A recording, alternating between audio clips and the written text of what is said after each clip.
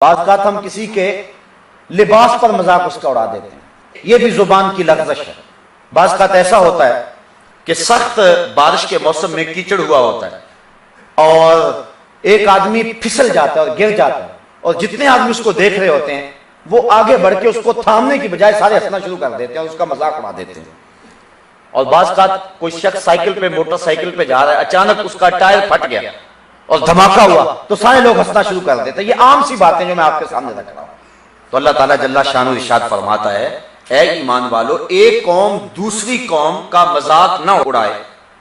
ہو سکتا ہے کہ جس کا مذاق اڑایا جا رہا ہے وہ ان سے زیادہ اچھے ہو اللہ کی نظر میں،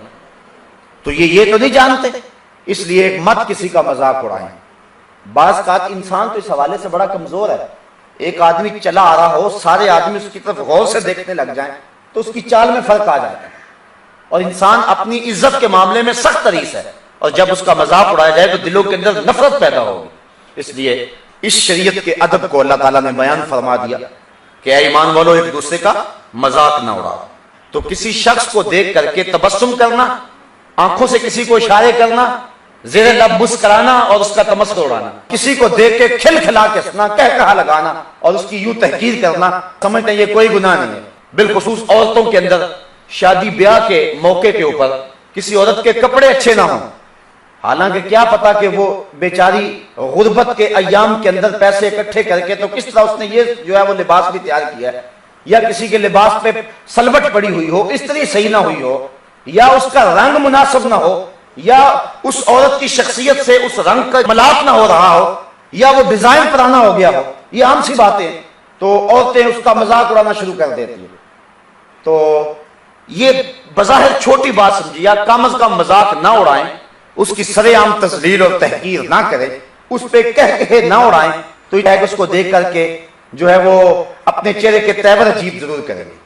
یا کم از کم جو ہے وہ کسی اپنے خاص ملنے والی کو جو ہے وہ دیکھ کر کے اس کی طرف اشارہ دے کے تھوڑا سا جو ہے وہ تبسم ضرور کریں گی کہ یہ دیکھو یہ پینٹ سے اٹھ کے آ گئی ہے، یہ تکیہ لوس، اس کو پتہ ہی نہیں پہننے کا، اس طرح کی جو ہے وہ بات یا کم از کم تمسخر ضرور ہوگا۔ حضرت عبداللہ ابن عباس رضی اللہ تعالیٰ عنہ فرماتے ہیں، جب نامہ اعمال کھلیں گے تو بندہ کہے گا کوئی چھوٹی چیز بھی نہیں چھوڑی اس کتاب میں، کوئی بڑی بھی نہیں چھوڑی گئی، تو کہا چھوٹی سے مراد وہ چیزیں ہیں کہ کسی مومن کو دیکھ کر جو تبسم کیا، تھوڑا سا ہنسا تحقیراً، وہ چھوٹی چیز کی صورت میں لکھی ہوگی، اور کسی مومن کو دیکھ کر جو کہا لگایا وہ بڑی برائی کی صورت کے اندر لکھی ہوگی، اور بندہ پچھتائے گا یہ تو میں سمجھتا ہی کچھ نہیں تھا لیکن یہ بھی لکھا گیا۔ تو زبان کے ساتھ جو ہے وہ اس انداز کے ساتھ کہ کسی مومن کی تحقیر کریں یا اس کا تمسخر اڑائیں، تو یہ بھی سخت منع فرمایا گیا۔ بلکہ ایک روایت میں نے پڑھی، امام غزالی فرماتے ہیں، من عیر اخاہ بذنب قد تاب فیہ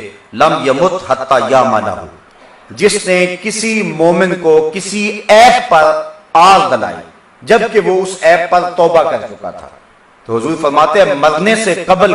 اس گناہ میں وہ شخص خود ضرور مبتلا ہوگا۔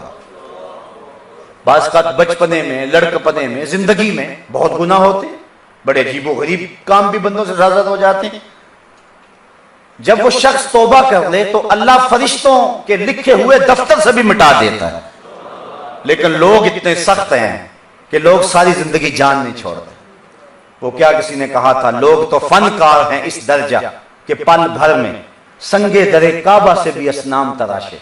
تم کون ہو اور کیا ہے داغ کبابی، لوگوں نے تو مریم پہ بھی الزام تراشے۔ لوگ کبھی نہیں چھوڑتے،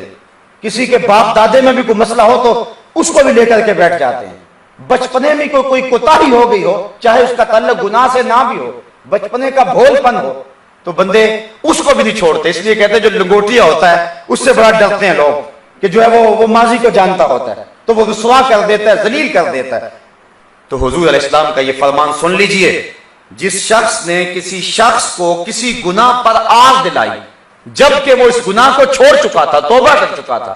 تو مرنے سے قبل وہ شخص اس گناہ میں ضرور مبتلا ہوگا۔ یہ وہ لوگ جو کسی کا مذاق اڑاتے ہیں، یہ بھی بہت بڑی